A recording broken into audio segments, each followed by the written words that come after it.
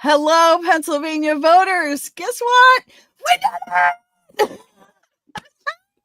I honestly did not think that we would get to celebrate this quickly. I think everybody in the election integrity movement was just ready for a knockdown, drag out. No way this is going to get called quietly. And I was absolutely stunned that Tuesday night went the way that it did. But we're going to get into all of that. I am Tony Shoup, CEO of Audit the Vote. I'm joined with my two Patriot friends who would not be, we would not be here without both of them, especially Vico, who, if you're new to us, you probably don't know who Vico is. So we're so excited to get a chance to share him with you tonight. He is the brains behind the election integrity movement in Pennsylvania. He's been at this long before Karen and I were. We were just blessed to connect with him in early 2021, and he's been such a big part of this movement. So we're really excited and thankful that finally his hard work has paid off, and we have a lot more to do. We know, Vico, you need some rest. Please like, share, and subscribe this on whatever platform it is that you're watching. Yes, we're back on YouTube because we're trying to reach the masses. I saw so many things floating across my X feed today. I saw something that said Trump might put something in that would make big tech not be able to censor us. I'm not counting on it, that's for sure. We briefly got back onto Instagram, but Karen, of course, is in a 6-month ban on Facebook and owns our Facebook page and our Instagram page. And so we literally can't post on Instagram right now, which is insane. So like, share, subscribe. Feel free to give us a monthly donation if you can, because we are just getting started. I'm going to have Joel play a video. This is one of my favorite videos I have seen. It's 2 minutes. If you haven't seen it yet, I don't even know who did it. Came across my Twitter feed today and I fell in love, and I sent it to Joel and said, let's kick off with this video. So let's do the video, Joel. How will we be remembered? Look at the opportunities before us. This election really isn't about the left versus the right. It's about we the people choosing our government and the choice between freedom versus tyranny.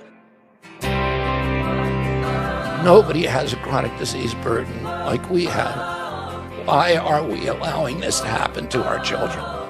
Ultimately, the only thing that will save our country is if we choose to love our kids more than we hate each other. What is going on here is deeper than politics. It is deeply spiritual. We are being called to rise above the hatred and the fear and the evil.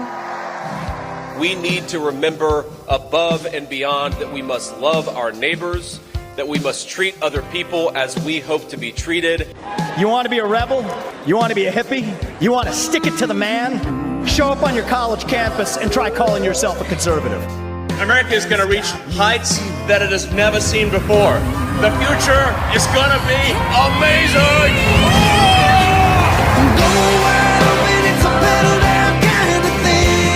Don't you want healthy children? Don't you want a president that's going to make America healthy again?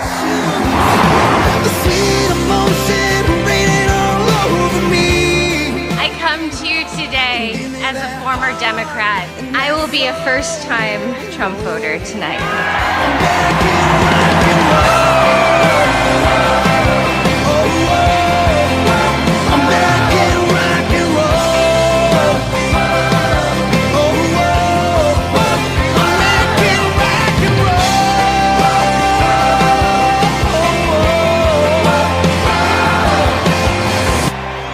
The people dreamed this country, and it's the people who are making America great again.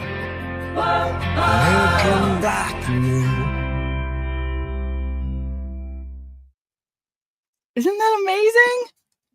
I love that video. I'm playing it everywhere. I can't get enough of it. Yes, we are live. Thank you, Joel, for reminding me. We are live on Telegram, learning how to get live on Telegram and Twitch, some of our new platforms that Joel's connecting us with for maximum reach. Because like Marissa has pointed out, Marissa, we got a lot of problems still. But Tuesday is a victory, and I don't want to speak for Karen or Vico, but I can probably they would agree with this. We have been punched in the face so many times over the last 4 years and beat down so much that we're just gonna take some time and celebrate a little tiny bit. We are very well aware we have a long road ahead of us and a ton of work, but dang, it's been brutal. And finally, I think I forgot how to win. I really forgot not how to win. I forgot what it felt like to win. Because Tuesday, I spent at least 24 hours in total PTSD mode thinking, did that really happen? Did that really happen? But anyway, I'm gonna shut up and let the other guys intro themselves. Let's start with Karen and then Vico give an intro, and everybody knows Karen, but still just Tuesday, quickly. Tuesday, I was doing vocal, fielding reports. I literally didn't get off the phone most of the day. Being the chair of my committee, I actually did some poll greeting. I was at the poll, talked to a lot of voters, first-time voters. Actually, we had an 87% at my precinct turnout, which was awesome. I was really excited about that. But I mean, literally, I didn't get off the phone until probably like 10:30 that night. I didn't go to bed until 4 a.m. And then I had to wake up the next day to go volunteer at my kid's school at 6 a.m. And I haven't gotten sleep much since. So I think Vico and I both were kind of running on adrenaline, energy drinks, and a lot of coffee. So if I don't feel like myself tonight, it's because I'm a little bit tired. I have to interject, Karen, before we let Vico. So Karen was accepting the celebration a little bit quicker than I did. I thought it would take me till January, honestly, to get it all emotional and really believe that any of this is happening. I talked to Karen on my way home from the Hampton, my poll watcher effort at like 10:30, and she was already crying. I was like, wow, this must I was good. On with Neil Johnson and B. Hizzy, and Mike Lindell came on. Mike's telling us about a county in Arkansas, Independence, Arkansas, that went to hand counting. I had Marcus Dion. I was talking to CanCon. So when you have all those guys that are lifting you up, you're like, okay, I got this. So Neil was like getting really excited, and he's like, I don't want to give hopium, but he's getting me motivated. And then I'm looking at it and I'm like, we actually have a shot. That's why you were crying. I was just like, you cry. We are not out of the woods. No way, man. You guys have to understand, the three of us for the last 4 years, we have had our nose to the ground. We've been kicked left and right. And Vico, I don't want to take all your time away, but I do want to say this real quickly. We had this guy in Lancaster, Carter Walker, who worked for the Lancaster paper. He now works for VoteBeat. And he tore apart our canvassing, found like a 0.5 or 0.4 discrepancy rate. And everybody has used that to discredit Audit the Vote, right? It's a teeny itty bitty margin. And what I love is that he called us a threat to democracy, and he called us election deniers. And then today, Mark Elias gets on Twitter and talks about how we're not accepting the results and there's still so many votes to count. And I was like, hey, Carter Walker, what about this threat to democracy, buddy? You're going to look at this as much as you're going to look at Audit the Vote? So that was fun today. I had to do it. And it was really awesome. So, Vico, all you. It's nice to see some people that have tried to discredit the election integrity movement start to call for transparency and start to call for various things we've been calling for and slandered for doing. It was ironic to see Carter saying what he had said, considering everything over the last 4 years he's tried to discredit. So I know everyone on our stream, Audit the Vote, and the people we work with, we care about election integrity regardless of who wins, right? It was certainly a huge victory to see results that resembled an honest election on Tuesday. There's certainly fraud that occurs all along. Certainly Audit the Vote and the organizations we work with, we want to stop all the fraud. And so we're continually trying to find new things and uncover different plots and try to get transparency and kind of get to this gold standard where there isn't fraud. But all along, the goal was to shave enough of the fraud off so that natural turnout could overtake the rest. And so it was really satisfying to be able to, like 3 a.m. or something, finally say, I think this is in the bag. There were a couple of states I was watching very closely all night with a pretty good feeling watching the results come in, Pennsylvania being one of them. Michigan, another, Wisconsin, North Carolina, and Georgia, a lot of the swing states, the blue wall states. You could tell as they were reporting those states that something was a little off compared to 2020. They didn't just, have the numbers they needed, and it wasn't just a consistent proportion vote assignment throughout the night. So it was a weird thing seeing an election where you're like, oh wow, the numbers are kind of consistently going in a certain direction, like you might expect for an election. Still have a lot of questions and concerns about Arizona right now. I know there are races that haven't been called there. It's really weird when you see the top of the ticket go one way and then lower on the ticket go the opposite way. That's what we're seeing with Carrie Lake's race compared to Trump's race. So it makes you think that there's some funny business going on, especially given the fact that I was following Arizona along with those other states pretty closely through election night. And for the longest time, at least an hour or two, it looked like there was only about 100 votes that separated the Democrat and Republican candidate. So for that to maintain that small of a margin for so long is a little unusual. Usually that trend breaks very quickly, but to stay within a 3-digit gap of the other candidate when there are millions of votes, it's kind of unusual. So, keep an eye on Arizona, pray for Arizona. The election integrity movement in Pennsylvania certainly played a huge role in the victory we saw in Pennsylvania here. Still have a lot of work to do, but, I think that without the big guy, without God being involved in this last election, I don't think that, even our best attempts would have made it across the finish line like we saw on Tuesday. So I think we're all very blessed. We're a little tired, but I guess that's my take on things. I'm just very happy, and hopefully I'll be catching up on some sleep this weekend. That's the goal, at least. Absolutely. Vico, tell your background. So we connected with him in around April-ish of 2021. He was Dr. I'm just Frank. saying he's ours. He's on loan to everybody else, but he belongs to us. I'm just kidding. Which we're going to talk about, because Vico has worked tirelessly for Pennsylvania for years. From Audit the Vote's perspective, has refused to take a dime from us, which is going to change whether he likes it or not, because I'm learning how to raise money. But if you would like to contribute to a salary for Vico, go to auditthevotepa.com/donations, because he more than deserves it. Thankfully, Cause of America swooped him up, Mike Lindell's organization, and Karen both, and provided them a place where they could do what they're good at and work and also pay their bills. But none of us are getting wealthy in this industry. We're here because our hearts are in the right place, but we have bills to pay.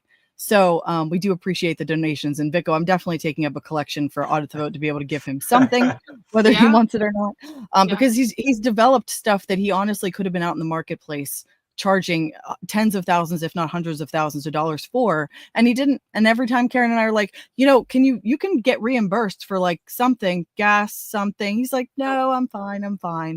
So anyway, he was getting voter rolls every week and never even, granted, it's not a lot of money, but it adds up when you do it every week.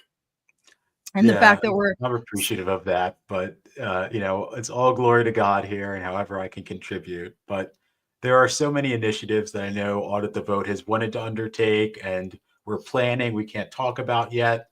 Donating to Audit the Vote's a very worthy cause. Please consider doing that, or buy some merch, or use our MyPillow code. The money all goes to really good things. And I can honestly say that had the election been closer or some other things played out the way we thought it might play out, you would have seen a lot of that money going to good use almost immediately. So we're very blessed that we can put some of that towards the next 6 months and ultimately the next election and the midterms in 2 years. But absolutely, we can't do this without you. So, and I'll keep doing what I can on my end because God has blessed us all. So yeah, he's not really on loan, Karen. That's not fair to say, because he does so much he went from being our data guy that we kind of like co-opted and scooped up to the data guy for the entire country. So every state, he's looking at every state. He's working with grassroots. So is Karen. She's fostering the relationships and forming those. And Vico's doing the data crunching and the number crunching. And if for those that have been following us for a while, if you saw the November 7th, 2023 issue that we found where Carolyn Carluccio, Republican Supreme Court judge candidate, happened to lose 350,000 votes from her in-person vote total at 9:46 p.m. at night, that is because Vico wrote a software program a year prior for the Mastriano election when we saw something funky happening on the State Department website to scrape the results every 5 minutes. So it would essentially be if you were sitting at your computer, refresh every 5 minutes and writing down what you saw. He wrote a program that did it automatically. And that's what we discovered November 7th of 2023. Of course, the campaign, nobody wanted to look at it. We beat down enough doors a week later to get the Gateway Pundit to do an article. And then our state GOP was forced to acknowledge that it was legitimate. And they did exchange some letters with our State Department. So all of that is now on record. And that is just one of the many things, countless things that Vico has contributed to through Audit the Vote since we met him. So there's my soapbox. I told him he hates when we gush on him. And by the way, ladies, he's single. So, you have to go through me and Karen. We're kind of big sister-ish. We have very high standards. Resumes. Resumes, welcome. Very high standards for him, but he is single. And then Joel will kill me if I don't tell you that our producer, Joel, who you don't see much up front, but we will get you photos, he is also available. So maybe that at some point this will function as kind of a dating service, but really Dating service out of the not really. I love Vico. Our hearts are aligned when he's giving credit to God. A lot of you guys don't see behind the scenes that we meet with our county leads, people that we connected with and got on the ground and rolled their sleeves up just like us, and on a volunteer basis just went at things and said, I want to fix things in my backyard. And we kind of found them along the way one at a time. And we have been meeting every Sunday night. We have kind of we call it our county lead meeting. It's at least an hour, sometimes 2, sometimes longer than that, for years. At least 2 years we've been meeting every Sunday night, and every Sunday night we close with prayer. And I absolutely, the God gets all the honor and all the glory, because the issues that are potential within the systems themselves, electronically and otherwise, that could subvert an election are still there. A couple of measures we were able to get through, which I'll have these guys talk about a little bit more. Act 88 that the Senate passed before the midterms, that definitely contributed to them not being able to dump ballots. But by and large, the vulnerabilities are still there. And so if you had asked me 3 months ago what I thought Pennsylvania was going to turn out to be, I was 50-50. I was really not sure, because I knew how much still needed fixed and how much hadn't changed. But without a doubt, the Lord granted us mercy and gave us a miracle. And it's not that we're all Trumpers and MAGA, and we so strongly believe the majority really wanted him and that he was subverted in 2020, that it's finally what Vico said, the turnout was able to reflect the will of the people. And our canvassing effort absolutely proves that. But if you could, Vico, Captain TLB, which is I'm seeing like my own thing, ask questions on here, which is really weirding me out because my Facebook was hacked. What the heck is that? You guys see that, Captain TLB, in the chat? Which article? Oh, the Gateway Pundit. Yeah. It's Joel. Okay. Look up Gateway Pundit, Carolyn Carluccio, Supreme Court. Thank God, Joel, you're freaking me out. It was November. It was the week after November 7th, the municipal election there. The Gateway Pundit did an article. Yep. Sean Parnell shared it. That's, I think, the influencer that made it go viral. It ended up getting shared like 3 or 4 million times on Twitter. Our Rumble channel, we didn't have YouTube at the time. It got over 100,000 views on Rumble, and they couldn't ignore it anymore. So when we say we live in the court of public opinion, there's a reason, because number one, we didn't have the money to play in the actual courts. And number two, even if we did, we found they're largely corrupt. So we just decided to make some noise and get on the ground and do what we thought we were good at. And thankfully, we have really good, strong data to back us up in Vico. But I want you to tell them a little bit about your background, because we learned more about this. We didn't know each other 4 years ago. The 2020 election. About a God thing, Tony? Let me talk about that, because for Tony and I, look, Tony's background is in nuclear engineering. My background's medical administration. Now, granted, Vico does have a data background, but for us to even get connected to Vico, Tony messaged him on Facebook. Like, it wasn't even like somebody was like, hey, you guys need to meet. Tony literally stalked him on Facebook. But what's let me back up, because Dr. Frank, remember, hold on, there is like the thin thread. Karen and I were doing Patriot. 100%. Totally. Constitution classes, Patriot Academy. Karen and I were hosting Constitutional Live. We were promoting it at the Cracked Egg in Pittsburgh. Kim Wigan was kind enough to open her doors to us before anyone knew us and give us a platform to get signatures. Right. Her business had been shut down. The restaurant had been all kind of health fines and supposed violations from the COVID because she called BS on that crap and left her restaurant open and wouldn't force people to wear masks. And I was there promoting the Constitution class where a guy sat me down right before I left and said, "You've got to meet this guy, Dr. Frank." And I was like, what the heck? Who the heck is Dr. Frank? So I got connected with Dr. Frank on Facebook. One conversation with Dr. Frank, he mentions this guy, and Dr. Frank calls him Vico. So that's the big debate too, is his name is spelled Vico. Is it Vico? Is it Vico? We did enough research, Vico, and you tell us otherwise, but Karen and I found out that you prefer Vico. So that's why I've been calling you that ever since. If it's not, you let us know. Totally fine. Either are acceptable. It upsets people when I say either or. If you want to be Italian, you over enunciate, so you say Vico with your hand, and my last name's not any easier. So I take both. I've been called much worse over the last 8 years. So those are both very nice, endearing names. I'll take either. So Dr. Frank called him Vico, and obviously it's kind of a unique name. He wasn't hard to find on Facebook. How many Vicos live in the state of Pennsylvania? Wasn't hard. Quick Facebook search, connected with him, stalked him, and the rest, like, Karen, take it from there. Yeah, I mean, that's what I'm just saying. The thin threads that God has really kind of intertwined all three of us together. And we're so thankful for that, because without Vico, the two of us are just two talking heads and moms who just like to talk a lot. And so Vico has really kind of given the data behind Audit the Vote, and really, I feel like, given us some credibility, because it does give us, something to talk about that's not just, we're upset and we're just going to talk about being upset. So glory to God for sure, but a lot to Vico. Amen. And I have to mention, we had a third lady with us at the time who was largely responsible for building this movement. Her name is Jamie. A lot of you might remember her. She didn't stay with us for more than a year and a half, but she was an integral part of getting Audit the Vote off the ground. She traveled all over the state and getting signatures for the petition, speaking at events. Because Karen and I, at the time, our kids were little. Karen's kids were like, Graham was a baby. Wasn't he like a year old or something? Or he was almost a year when we got started, and my daughter was almost 3. So my youngest was 2. We had little kids. Jamie's kids were a little bit older, so she had a little more freedom to travel. So she was traveling all over the state while Karen and I were still wiping butts and feeding faces with our little ones. And so we have to give credit where credit is due. We would not have gotten the following without her pounding the pavement. So thank you, Jamie, if you're watching out there. Thank you. We appreciate you, and we hope things are going well for you. So that, Vico, your background. I know we learned more about Vico, his background. He started telling me one time about the WikiLeaks, that he was involved in 2016, all the Hillary Clinton emails. And I started to have this understanding, like, wow, this dude's knowledge of politics and the government corruption goes back way further than Karen and I were even awake. And you talked about it one time. I just wanted you to share your background. How did you get into political arena? Yeah, it's an area I don't think most of us ever wanted to be in. 2015 was an eye-opener for me. I graduated college a couple years prior, and for the longest time was very apolitical. You look at what happens in the government and with the debt and everything else, and you think, all right, I must not be able to understand this. We elect all these people. They're supposed to be fixing it. If they can't figure it out, these things that sound really good don't do it, then I'm not informed enough. I'm not going to jump in.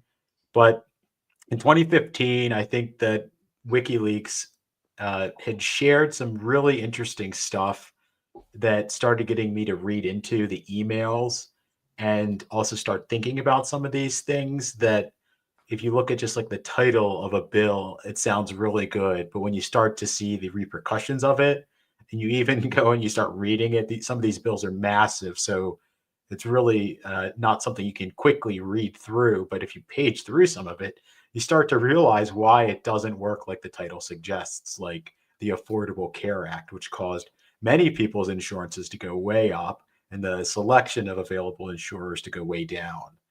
And we see this time and time again. But the 2015, 2016, technically election cycle, but it started in the primaries for me, was something that I saw a couple of candidates saying how things just don't work. Trump being one of them, and of all people, Bernie being another. And so it was really interesting to me. And at the time I was working at a tech company. My background's in software. I've done a ton of analytics, and in the last 8 years, a ridiculous amount of data work as well. Um, so I'm in a very liberal field. I'm working with a ton of Democrats. So they're all trying to get me involved because they want another vote.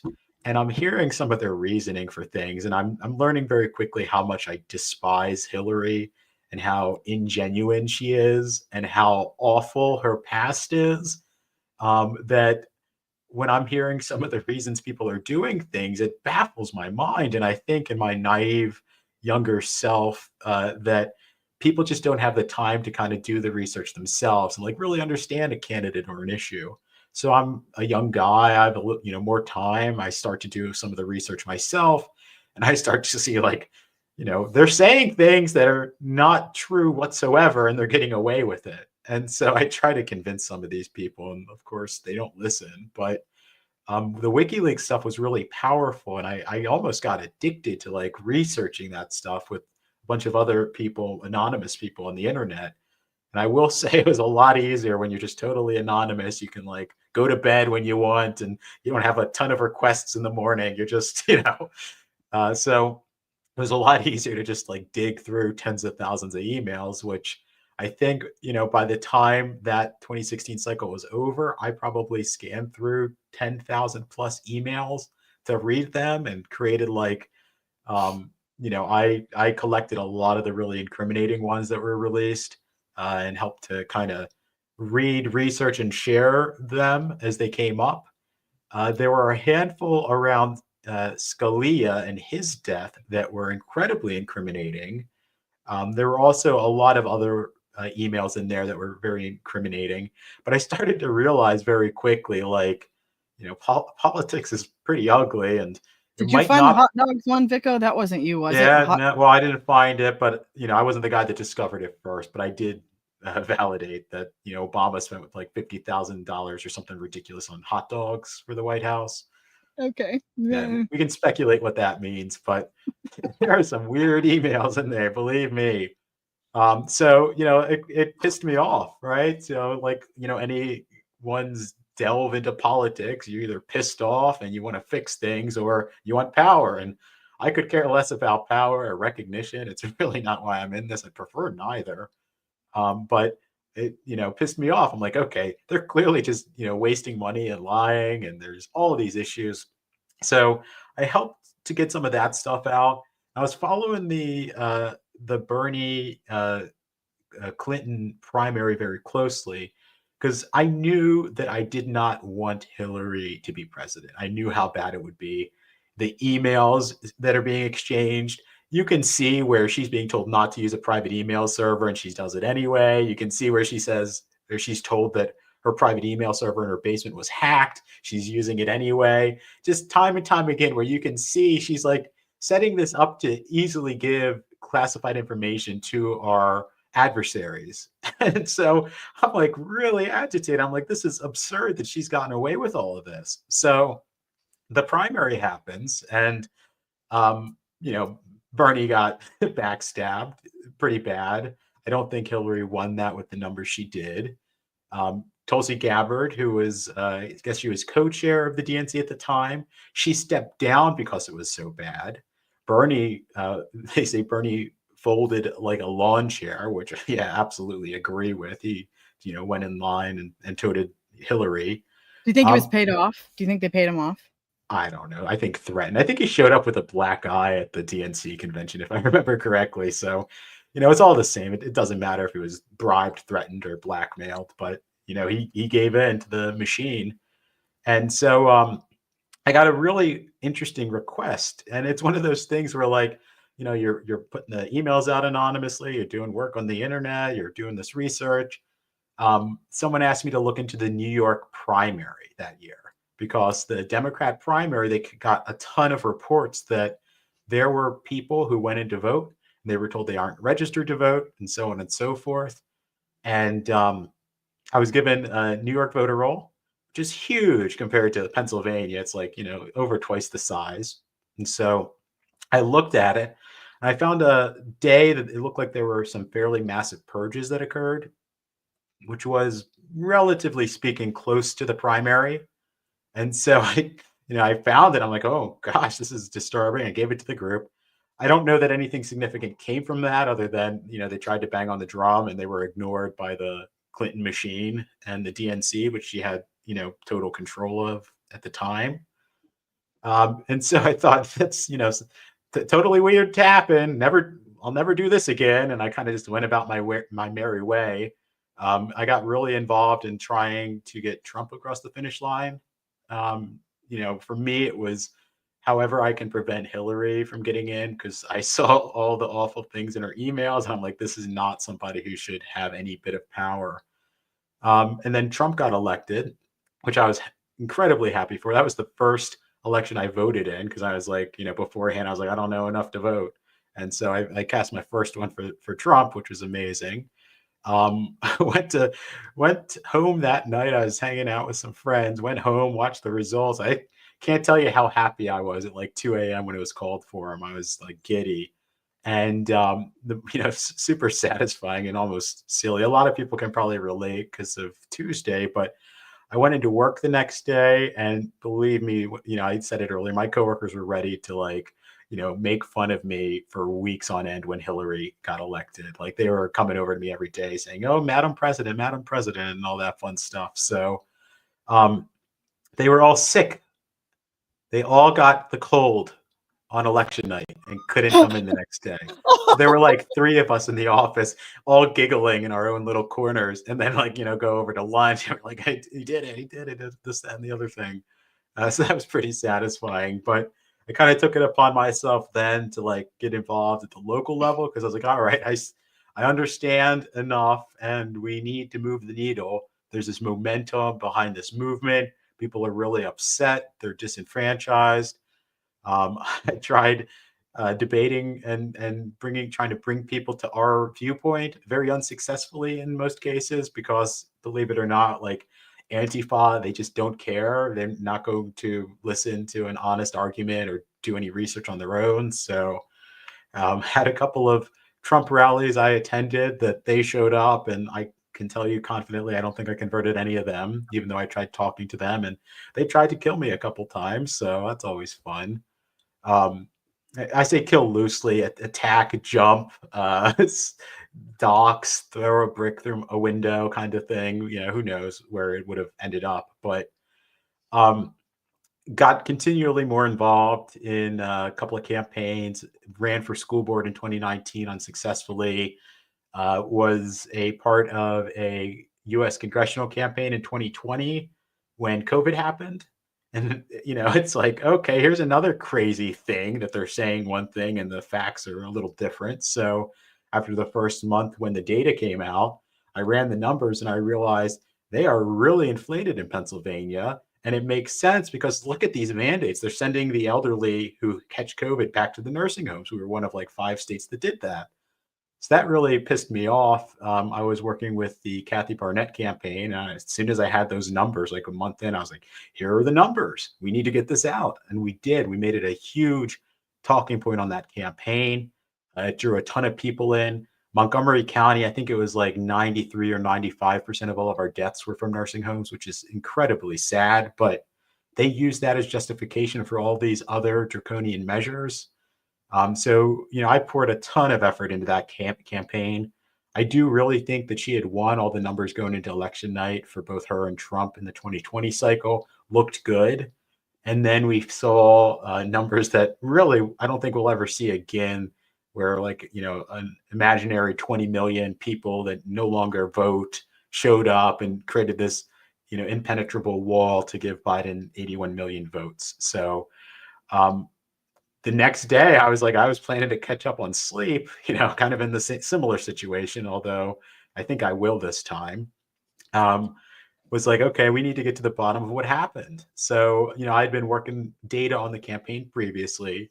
I started with that race, that district, ended up launching the second nationwide canvassing effort for the 2020 election in Montgomery County, where we saw it was and I apologize. It's been 4 years. The numbers are going to be off by a percentage or two. Don't write an article, Carter.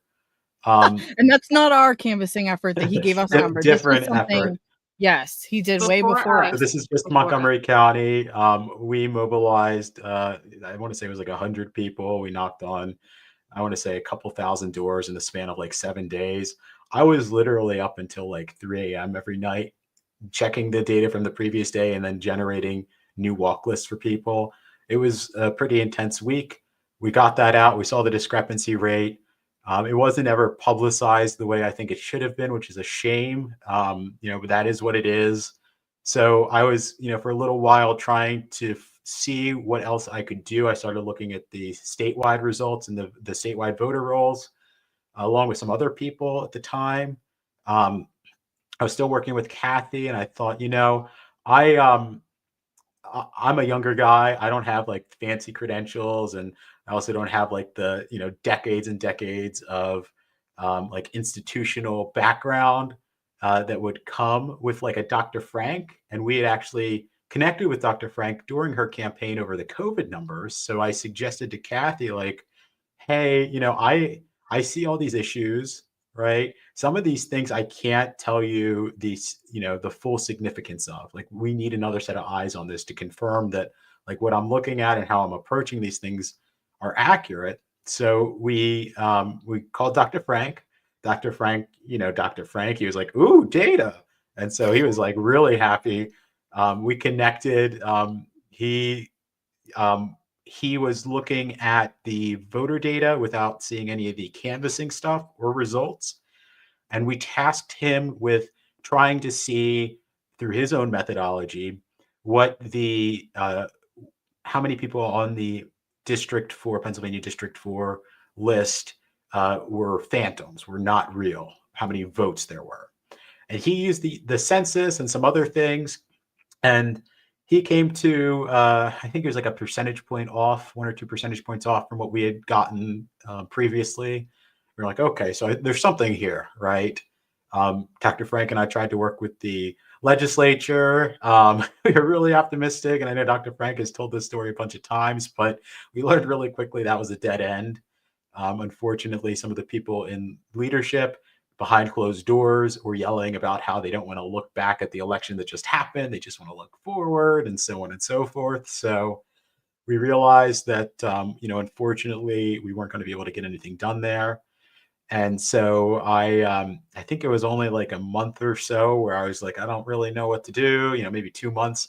I'm kind of doing election integrity stuff. I'm kind of doing political stuff. I don't really know where I'm going. And I get, I don't know if it was the Facebook message first or a call from Dr. Frank, but I got two within pretty close timing of one another, from Tony, and then, Dr. Frank saying, hey, there's this lady out in Western Pennsylvania you should connect with. So he might have given you a fair warning. I was just impatient, Vico, and that's why I found you. I think he even told me, like, I don't know if this guy wants to be like out front in public or whatever. So let me connect. He probably called you, but I was just impatient and stalked you. So I don't remember the order, anymore. It's like a couple weeks ago. I forget what I was doing, unless it's a significant thing. Like, oh yeah, I ran this state, or we found this thing. It's blurred a lot just given the scale of the things we're doing. So, yeah, I mean, from there, it's been a wild ride. I've been very blessed to work with the two of you. And there are so many, very patriotic people that are also in this movement that, many of them don't want recognition. They want to stay behind the scenes. They do a ton of work. So shout out to them. Shout out to the people that, because they didn't have any other choice, they're doing a ton of work and their name is out there. So, we're just very blessed. I'm very lucky to have run into the people I have. And this is a really unique movement, I'll say. A lot of people are in it for the right reasons. Usually with politics, it's money or ego that drive things. But there are a ton of people that would rather not be doing this, but feel very driven to do it. So I think that is the sense of humor God has, because most of us are in that boat. So anyway, that's enough about my background. Hopefully that is complete enough, but if you have questions, of course I can answer them. Yeah, that's really good. No, we learned something. I learned something more about him and his background every time I ask. And I'm a story person, storyteller. I love stories. And so as you can see, I could just listen for days. But Vico, a couple of things you mentioned I wrote down that I saw. You're absolutely right on the nursing home issue in COVID. You know, I believe they purposely did that so that they could have an easier time subverting the election. And I just saw today, I love this vindication. I would say vindicated is probably the best word to describe how I feel after Tuesday, because the Daily Wire just circulated something that they found through public records requests. It looks like a FEMA official giving a list of protocols and saying specifically to avoid offering help to Trump houses, any houses that had Trump signs. Did you guys see that? I did Like, not. how disturbing. Seriously. So no doubt that in my mind anyway, that was targeted and planned, and that they were purposely trying to hurt people in Montgomery County. But all of that stuff he went through, just keep in mind, was before we met him.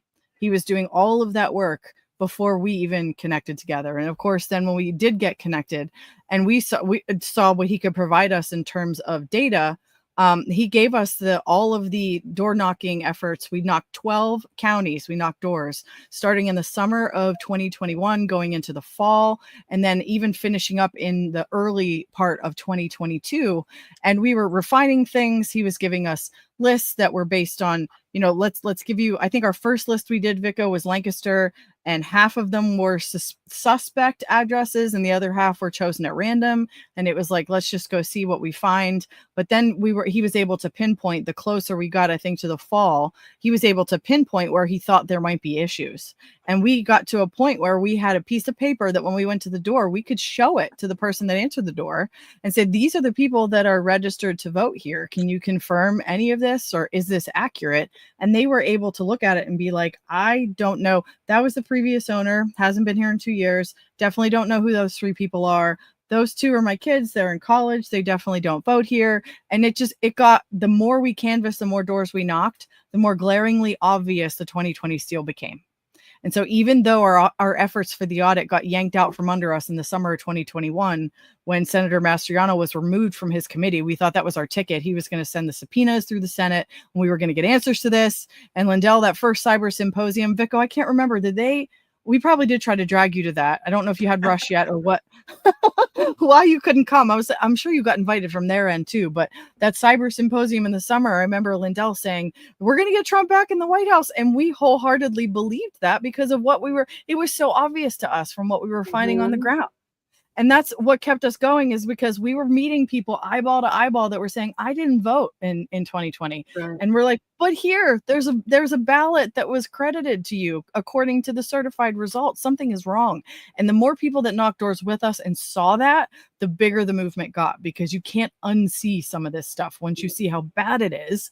And Vico, can you talk a little bit, and then Karen, maybe chime in too. You got, I see, we've been unburdened by what has been. Oh my gosh, I'm so like, come on. So glad we never have to hear that again. Good grief. What are some of the most egregious things, Vico, that you've seen since going with Cause of America and getting to see nationwide data? Because I know Pennsylvania is bad, but every state has issues. What are some of the biggies in other states?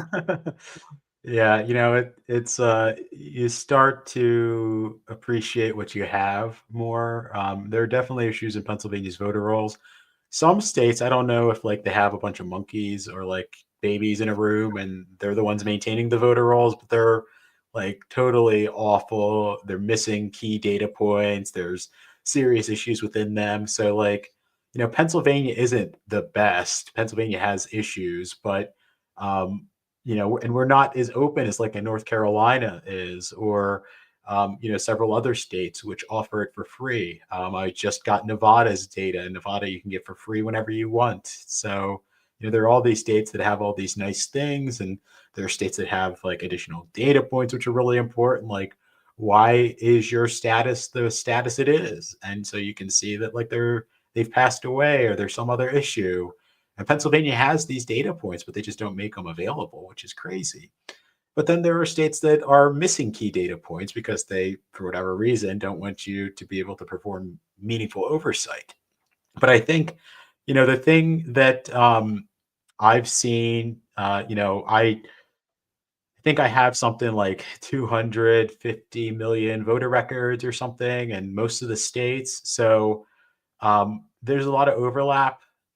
We're able to track that fairly well using the post office, which there are alternatives that we can find more matches, but the significance here, there is federal law, the National Voter Registration Act, 52 U.S. Code 20,507.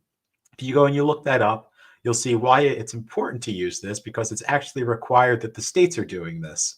And they need to be doing this program, which is defined in this federal law, which is just the minimum standard of regular list maintenance. They need to be doing this and completing it no later than 90 days prior to each election. So there's some standard that says, hey, look for dead people, look for people that moved, specifically for the people that moved, use the post office data to find them. Here are some steps you have to take. You mail them a letter, you either get it back, they say they live there, or that you don't, and then you make them inactive. And there's this really long process where, sometimes it can take 8 years for somebody who it doesn't exist to be canceled.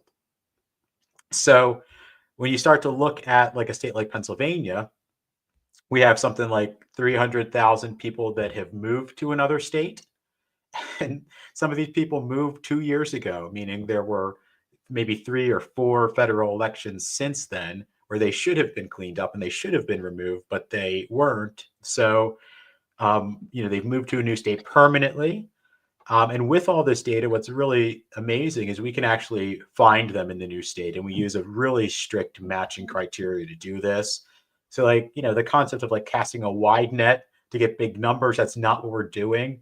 We're casting a very narrow net where we're looking basically for identical matches when we're doing this. So we can see whether or not somebody has registered in their new state, which is one of the qualifiers to cancel a registration sooner. And so, we're able to find, I think we have something like 100,000 of these. We've confirmed they're registered in the new state, where they moved to.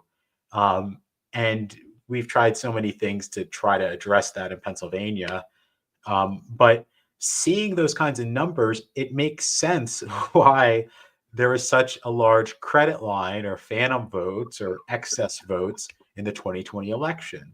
I think in total, there are about 30 million people I'm tracking, give or take, that show that they're registered in a state and they've moved within the last 4 years.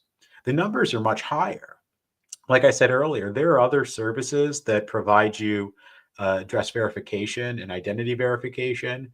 When we start to look at that stuff, the 2 to 3%, maybe 5 at the most, discrepancy rate of moves that the post office provides, because it's just a 4-year window, we're actually able to get that up to about 10%. We've seen it as high as 40%, where 40% of the names we're looking at in some of these states and some of these more rural areas, especially, or really populous areas, 40% of the people are not living at the address that they're registered at, which is crazy. So it shows the thing that, going into, and I expected some states to be doing better, but really they all have some level of issues. And part of it's because of the federal law under NVRA, which if states aren't following it and they're not being consistent with how they're applying the minimum standard of list maintenance, then you're going to end up with a lot of these anomalies where they forget to send the letter out. And then because there's just such a small window with the post office, they forgot to send that letter, or they forgot to put the person inactive. 5 years go by, that person's still active. The post office won't tell them again that they moved because they're no longer on that 4-year radar. So it's pretty eye-opening once you start to see that, when you see such high discrepancy rates, and you see just with the federally mandated minimum, these discrepancy rates. Pennsylvania is one of the states with a lot more people that should be cleaned up, right? We're not at the bottom of that list. I wish we were. Part of the Which is probably why, Vico, your disdain for mail ballots, because you're literally living in this data from the Postal Service, seeing how wildly inaccurate it is. And yet we have to listen to people saying, mail your ballot and it's fine. We see that. There was somebody in Texas who, this cycle, they requested a mail ballot from Pennsylvania sent to Texas. And guess what? They were registered in Texas.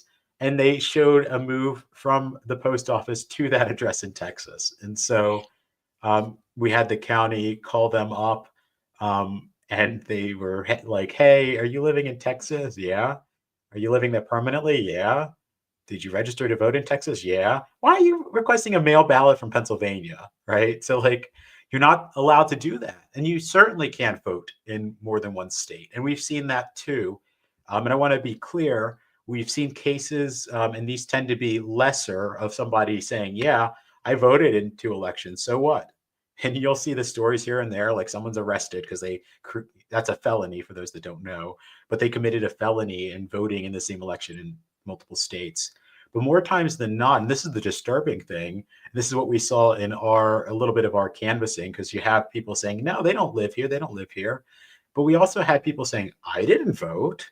Why does it show a vote for me?" Or, "Where is my vote?" Right? And so what was really concerning, I think, in all of this, we see these massive numbers of 30 million or so that we identify just from the federally required sources.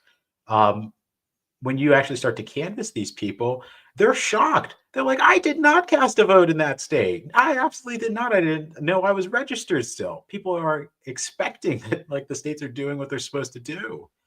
And so I'm glad to hear that, Nikki. That's what should happen, but it doesn't happen consistently. And sometimes it happens, but the process just isn't followed through. But that's what should happen.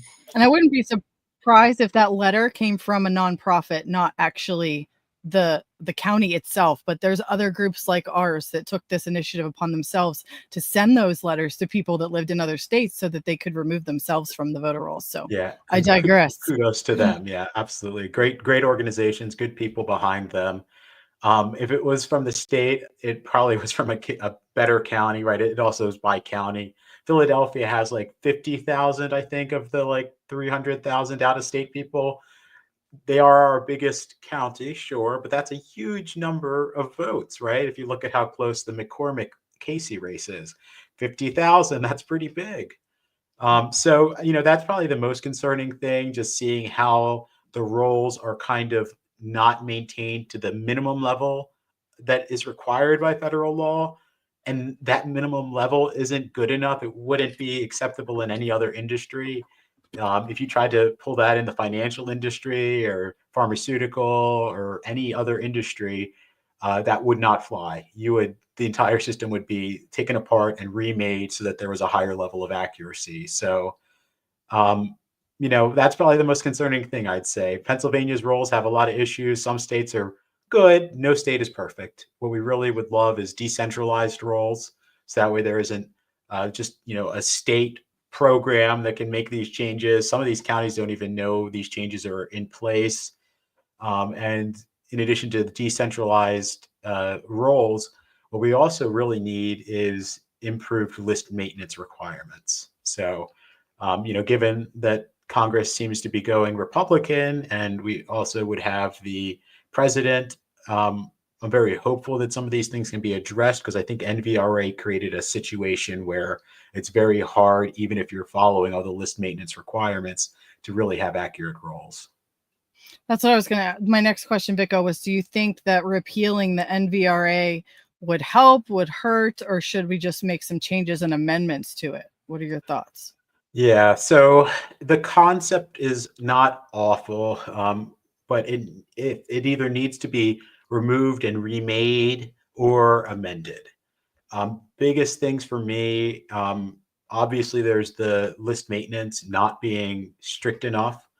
I think that if I were to go to like my dream versus like the happy medium, I think it would be fine if every state had to clear their voter rolls once a year. So after a general election, like December or January, let's say, the rolls are reset and you then need to re-register.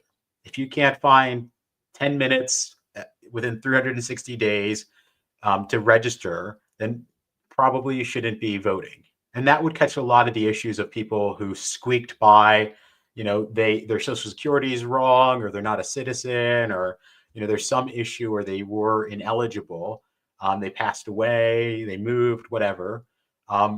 So it would catch those things if they were forced to do it at least once a year. So that's like, a dream, oh, wow, that'd be great. I don't know that there's an appetite for that, but at a minimum, I think there's a real issue. Once you confirm that somebody is not in your state anymore, I don't know why they're on the rolls for 4 more years. That really should be a quicker process. And you shouldn't need to miss 4 general elections to have some letter sent to you asking whether or not you're still in the state. If they're able to identify it, you've moved sooner. Totally agree. Could not agree more. Karen, what are your thoughts on the NVRA Act and also HAVA? I'd love to hear from both of you about that, because the Help America Vote Act is causing a lot of problems that we found as well over the last 4 years. Now that we have potentially Republican House with people that might have an appetite to fix some of this stuff, where do you think we could go federally to fix some stuff? Well, I think Eric needs to go. That's the first thing. That's got to go bye-bye. It's not doing anything but more harm than good. But, I think the problem is the states themselves aren't maintaining their voter rolls. And we've seen that in Pennsylvania. That I think is one of the biggest problems that we have here is, the 200,000 plus, and that's probably being conservative people that are still on our voter rolls that don't even live here anymore. And so trying to figure out a way to actually get the counties to do their job, which will make our job a lot easier too. But nationwide, Vico can attest to this too. We've seen this issue in every state. The voter rolls are dirty in every single state. And so trying to figure out if they're going to continue with the legislation on cleaning up their voter rolls, there needs to be actual penalties instead of the junk that they're doing now and not holding people accountable. So I think that's the first issue that we have to figure. Whoop, did she freeze for you? Alabama. Did I freeze? For a second, but you're back. Okay. You're good. So like Alabama, it's what, Vico, $25,000, I think, to get their voter rolls in Alabama. Wisconsin, Virginia. I think they're all 5-digit costs. Thousands of dollars to get their voter rolls. And so, of course, average everyday people like us who are actually trying to do good can't get access to that material. And so I think that's something that also needs to be reformed because, these are our elections. We pay for them. There's no reason why the people shouldn't be able to get that information. Pennsylvania, along with a lot of other states, we can't get ballot images.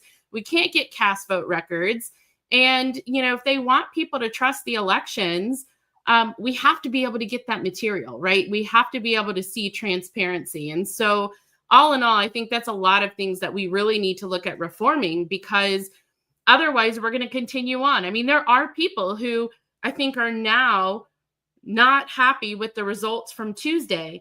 And now they're starting to look back at what happened in 2020 and they're like, oh, well, those numbers don't add up to the years prior to that. So maybe there was something to 2020. And so, yes, I think it's great that it's opening people's eyes, but the fact that you're going to have another 4 years of one side or the other not happy with the results and not believing the results are true because there's no transparency there. So I know I feel like a broken record, but the only way we're going to get back there is by one day voting, hand count, hand marked paper ballots. And really the hand counting, the machine's got to go. And, we did it for hundreds of years. It was fine. And here's what's funny. Cambria County, and I think Columbia County, they're still counting ballots. They're still counting ballots. But wait, what did they have? In counting class, they probably would have figured it out by now. What they were basically, correct me if I'm wrong, Cambria was forced to hand count because of issues with the machines. They were forced to hand count because they couldn't get the machines right. And now, because they're slow walking it, they're still hand counting. But what's funny is that, I mean, look at some of these other states that are still counting by machines that aren't hand counting, but then they complain to us that, oh, we can't hand count because it's going to take forever. What's the difference? Can I just say to Cambria County and the other counties, if they took Karen's hand counting class, they would have been done by now. So we would have been done the same time they called the presidency. Reach out. She'd probably be more than happy to teach you. And it's a super efficient method. I think, there have been some studies done on it and, how quick per ballot is it, Karen? Do you have that offhand? I know Linda. So I remember when we did it at the Capitol, there was 27 races on the ballot, and it was 1 minute and 2 seconds. I think Commissioner DeBello timed it when we did it at the Capitol, and that was 27 races. That's amazing. Karen Barsoon, I think she's the election director in Chester County, if I remember her position correctly. She was quoted this cycle saying it takes several minutes per mail ballot to count it. Several minutes. I want to throw it out to Karen Barsoon as well. Get in touch with Karen. Takes 27 races. That's a lot quicker, and probably you save a ton of money because you don't need the $1 million machines every couple of years.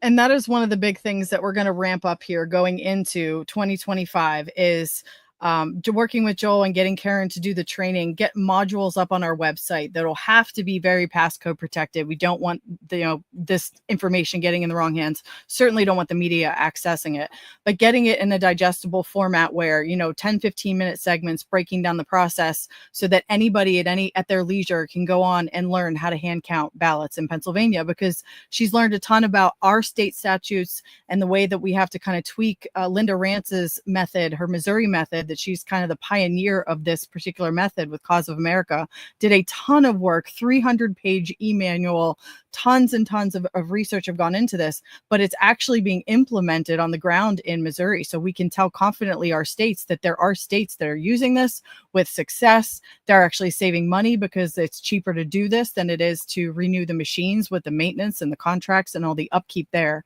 And so that's one of the many initiatives that as we regroup over the holidays and figure out really where's the best place to put our efforts in the next year or two to affect change and really get us closer to transparency. That's the whole idea is if you don't have transparency in the vote counting and the vote reporting process, those are the two big areas right now of our system that are most vulnerable. Is that I was just talking to my boss, Rick Green, yesterday, actually. He came on my Constitution class. And I guess in Texas, I don't know the ins and outs as well, I'm sure, as he does, but they must vote on a touch screen, and then they get a piece of paper with a barcode that gets scanned into a tabulator.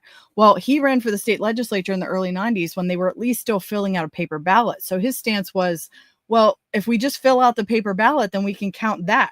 And what I was able to share with him is that, Rick, we did that, and we have that in Pennsylvania. The problem is they won't let us count them that way. I mean, we've been fighting this battle for 2 years. We spent, thanks to your generous donations, $30,000 back in 2022 to try to at least confirm that the Mastriano-Shapiro governor race was legitimate. Nobody trusts these machines. We didn't want to spend the next 2 years thinking that Shapiro's an illegitimate governor. So we wanted to take a look at the ballots ourselves and hand count them. And we found a way in the statute to fill out a petition, deployed people in 33 counties. We filed these petitions to try to get our hands on the paper, and every single one of them denied us that, even though the statute says that the ballots shall be counted by persons.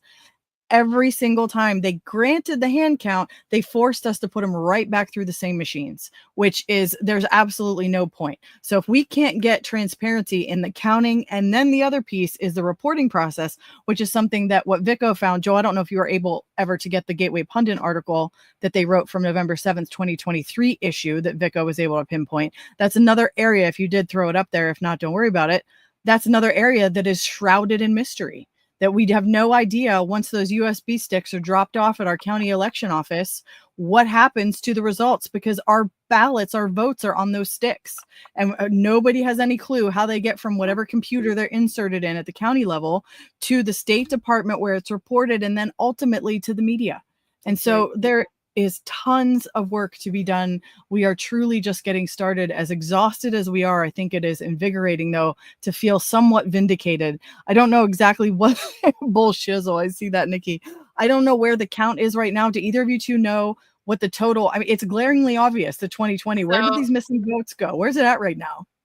I actually, if Joel will pull it up, I did give Joel, and we're going on the opposite side to see the reporting, but New York Times has the reporting right now for the McCormick-Casey race, and they have it by county.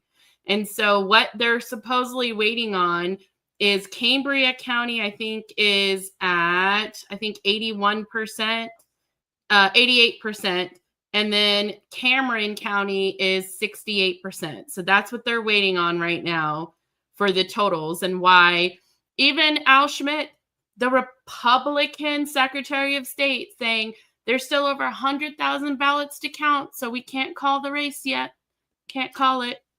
Unbelievable. Tony, we do have a video, though. If we can't find the Gateway Pundit article, you guys can look on the Audit the Vote Rumble channel if you're watching us on Rumble. And I think we put out a video from the Carluccio race, too, that actually shows visually where the total started going down, where it went up. Okay, so here's the total right now. And there it is by county, the main counties right now. But again, all those are over 95%, but they refuse to call it because of Cambria and Cameron counties, which are both red counties, right? Correct me if I'm wrong. They're both red counties. Yeah, they're very red counties. So interesting. But I think Vico put in the chat, Joe, I don't know if you can see it. What I was looking for is although it's getting, the more votes they count, the less it is looking so striking. Like, how did they fudge this so that, because the last time I looked at this, 2020 was like way up, or my numbers, maybe I just can't see. Is there a huge discrepancy? I can probably zoom in somehow here, but these are the Pennsylvania election results going back to 2008.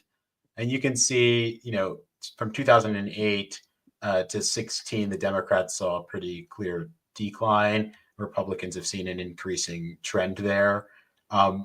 What's really interesting here, in my opinion, first off, the Republican numbers in 2020 and 2024 are pretty similar. The biggest jump was between 2016 and 2020 for Republicans, or even 2012 to 16. And so, I know there were a lot of get out the vote efforts, and kudos to everyone that did that. But the main deciding factor here was cutting into the fraud that occurred. So you can see how the Democrat vote kind of dropped, although I'd argue probably still there is fraud in the totals here. What's really interesting, if you look at this as well, you can actually see it almost looks like in 2020, Trump and Biden's numbers are totally flipped. And if you just in your head, you mentally flip them, you'll see like that's really close to the numbers in 2024, right? And so I have this, I just wanted to share. You can kind of see the Republican trend in Pennsylvania has been increasing ever since our low point in 2008. So that makes a lot of sense that, it would have gone to him in 2020 and also in 2024. I have one other thing as well, and this is nationally, which I will say I have seen a ton of people sharing this, so I don't want to take credit for it, but I want to share it because I think it's really good here. Nikki's saying, well, Harris got on the ballot without a single vote. Isn't that the truth? I wonder why her base didn't want her. She wasn't elected. She was not even a top 5 choice when she was in the primary. So, that's how you install a regime, right? I have one other slide. I don't know if Joel, you can put that up, or Tony. Okay, perfect. There we go. Yeah. So again, don't want to take credit for this. I saw it on Twitter and a bunch of other sources. But this is the national trend here of presidential elections. It's going back to 2012 as well. And you can see the Democrat numbers. If you just ignore 2020, it's like, okay, that's a pretty consistent average. They're hovering between, let's be generous, 65 and 70 million. You can see the Republican numbers are going back up. And that makes sense because as a country, Bush and the war in the Middle East, everybody kind of abandoned ship after 2 terms, and Obama with his messages of hope. And, initially a lot of people did cross the political aisle and vote for him. So you can see the recovery from that. So the Republican numbers make sense. And this was actually made, I want to say it was like the night of the election or the day after. I didn't make this, so I didn't update this either. But the numbers in 2024 are actually going to come in line with 2020 for Republicans. They're going to be almost identical. I've seen this is the one I was talking about, Vico. Like, where did all those votes go? I've seen with this on like Twitter and stuff a couple of times, people were saying that the religious leaders are all getting together because they think that the rapture may have happened because there's like 20 million missing Democrats now.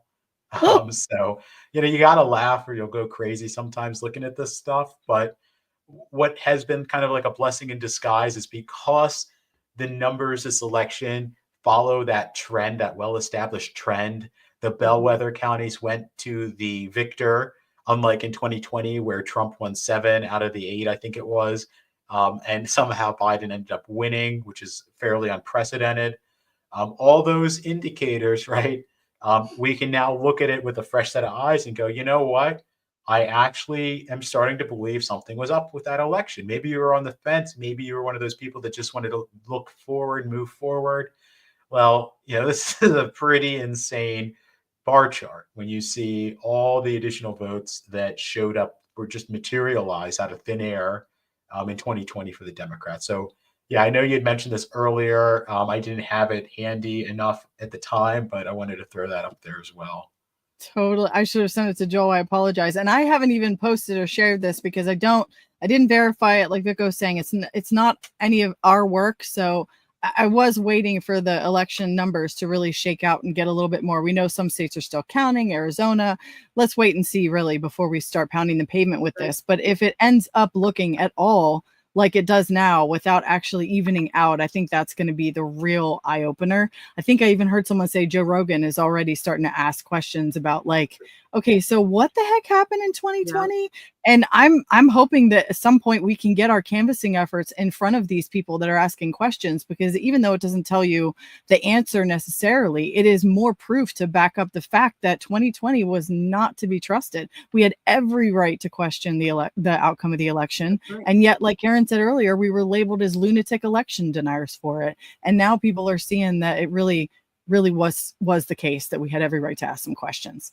A couple more things and then we'll wind down. I know we're going over an hour. Act 88. I know, Vico, we talked a little bit about that. We really believe that, or especially Vico and Karen believe that Act 88 did contribute to mitigating some of the cheat and not allowing them to dump ballots. If you guys want to talk a little bit about how that came about, yeah. I remember it, but I don't remember exactly how because I remember not being excited about it because it didn't eliminate Zuckerbucks, but like it kind of did. Yeah. So there were a lot of different nuggets in Act 88. I think I mentioned it earlier, like our goal is like for there not to be fraud. Our goal is for the voter rolls to be completely clean. But the reality is like, we need them to be working well enough that it overcomes the fraud. So we'll always work towards that perfect piece of legislation or that amendment or whatever it is. But sometimes it's, you get what you're given. And so Act 88 was like that. And I'm going to touch on the reporting and the counting piece of it. And then we can maybe talk about the funding side of things as well. But I think it's fairly significant. In 2020, we saw Philadelphia, and I think maybe another county or two, stop their counting. They stopped counting mail ballots when they saw Trump was up by 500 or 8,000 votes or something like that. They stopped because they needed to regroup and I believe manufacture and find the ballots they needed. And so we saw videos out of Georgia. We saw videos from other states. They were very restrictive with the access and the videos we were able to get in Pennsylvania, including things like cast vote records. They denied that effort as well. But it gave them the time needed. Once they knew the numbers they needed to overcome, they were able to manufacture the correct number of ballots. So if you like try to position yourself from like a nefarious perspective of like, I am going to cheat in this election. I am going to, as a county or as an official, inject ballots to get my candidate across the line. And it isn't necessarily every race, right? Someone running for dog catcher might be really good friends with this guy who shouldn't be in a position of power or whoever. And so you make your best guess going into an election of like, okay, polling showing this, I'm thinking that, I'm seeing this.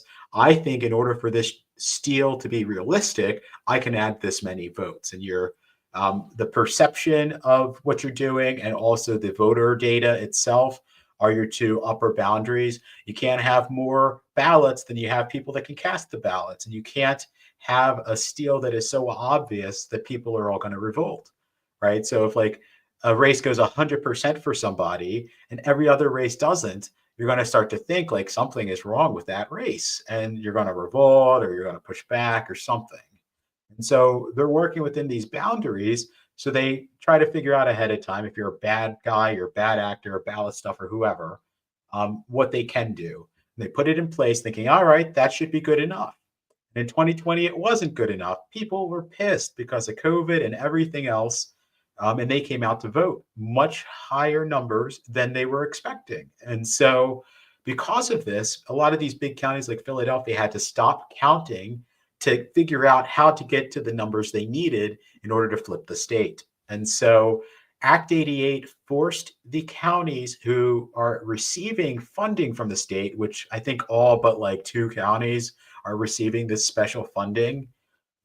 It forces them to count continuously until they're finished counting the mail ballots. So you can't just say, you know what, water main break, everyone out, and then go ahead and grab the extra bags of ballots you have under your desks like they did in Georgia.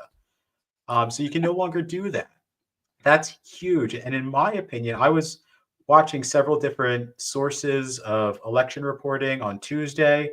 Some of the more central or left-leaning ones kept referencing Philadelphia. Can Philadelphia, find the 200,000 mail-in ballots? There are 200,000 uncounted ballots for Kamala from Philadelphia.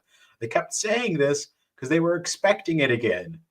But a lot of them don't realize the nuance of these restrictions that were put into place in 2021 through Act 88, which forces them to do that. And it also changes the reporting requirements. So I am getting, and anyone in the state can get a daily snapshot of the mail ballots now. So you know who's requested it by county and who's returned it. So on election day, I got 3 updates. I got the morning, I got noon, and I got 7 p.m. So we have a pretty clear idea going in what the maximum number of returned ballots could be. So that's a second thing where we know because Act 88 also required reporting requirements on the voter registration as well, we know what the maximum number of ballots that could come in could be. So if you need 500,000 ballots, you only sent out 100,000, guess what? The public and everyone else knows what your upper limit is now. You can't mess with that anymore. And so I think those 2 things were pivotal this election cycle because it prevented, once they saw the numbers coming in, Philadelphia didn't have enough of a credit line to be able to pull from, and they didn't have the time to manufacture more votes because they had to count continuously. So I honestly think that is more significant for this past election in Pennsylvania than any other effort. Don't want to downplay the get out the vote stuff. That's critical every election cycle. It was big in 2020, but it wasn't enough because of the cheating. This helped to minimize that cheating. It helped to shave enough of the fraud off that natural turnout could overtake the rest. And so, registering people, getting people out to vote, knocking on doors, getting people to switch parties, getting people who wouldn't vote to vote somehow. Like I just saw something, I don't know if it's true, or if it's a little exaggeration, but Doug Mastriano got 10,000 Amish people to the polls. He hired 300 drivers. I just read that earlier today. Whether that's a little exaggerated or not, all of this stuff helps. But at the end of the day, we need transparency and we need restrictions. So that way you can't just, you can't say, all right, potty break, and we're playing Monopoly and come back with a couple Monopoly hundreds in your pocket, right? You just can't do that anymore. So those 2 things were quite significant, in my opinion, for Act 88. There was also some changes with how funding was handled to kind of push out these third parties like Mark Zuckerberg's group, who, if you remember back in 2020, he was allowed to come in with a ton of money and set up these satellite voting stations, if I remember correctly, that allowed basically a non-governmental entity to handle mail ballot requests, registrations, and receiving mail ballots, which is insane that was even ever considered. So it banned that. You can't have you can't take third party money and allow them to run parts of the election, something like that. I studied more on the reporting side of things. That was more data oriented, but I really think that the Act 88 stuff made an impact in this election cycle where the natural turnout was able to overcome the fraud that they were allowed to carry out. Thank you for that explanation, Vico, because I just remember at the time wanting the sun, the moon, and the stars. And I think around the time that they passed that, we were still so ticked that we lost all of our efforts for the audit, that because there was like a loophole in there for the state to somehow still get some funding, and it didn't have like every safeguard that we had wanted in it, I was livid. And I was just like, ooh. But looking back, I think that Vico gives that very good explanation. Looking back, we are thankful that the Senate was able to get that passed before the midterms. I think that was passed right before the midterms in 2022. So that, you know, it carried us through to today, just like what Vico is saying. The voter registrations, the get out the vote efforts, chasing mail ballots, all of that could be effective, because if we didn't have those measures in place. I heard that Philadelphia, it was midnight, and they were, I don't know if this is true. I'm not able to get actual eyes on it to confirm it or not, but we were getting reports that there were trucks pulling up headed to Philadelphia with tens of thousands of more ballots. Did you guys any truth? I saw to that? video of it, but I don't know if it's true. But you know, go ahead. Yeah, Vico. I heard as well. And I think it may have been Patrick Byrne on Twitter, just to give credit where credit's due. I think he actually was tracking some of those trucks days before the election. They came from a centralized location on the West Coast. And it doesn't surprise me that we had reports on the ground where there's this semi truck again. Like, you know, in 2020, we had the semi truck with 100,000 ballots. It shows up again. I just don't think they could possibly integrate them, given the changes and given the massive amount of oversight, right? You're not going to be able to cheat if people are watching you. And so I just don't think they could figure out a way to get those in.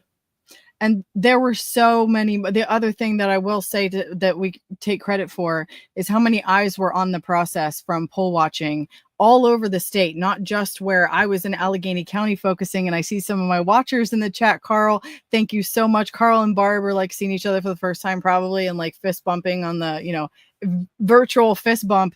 I will announce this, put December 13th, mark that on your calendar. If you're an election integrity activist in Pennsylvania, we're going to have a holiday celebration, celebrate our victory. You're coming out.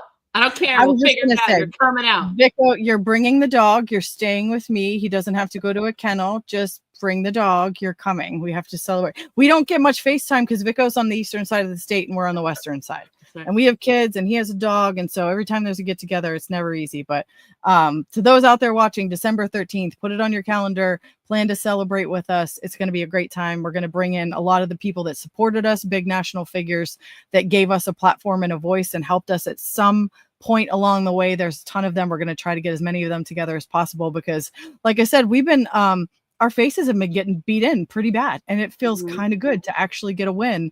And I think in order for us to be able to keep going, we need to just take a breather and celebrate this win together so that we can look forward to the next battle. I know in Pennsylvania 2025, I was just thinking, you know, maybe we'll get a breather, but not really, because 2025, guess what positions are up statewide?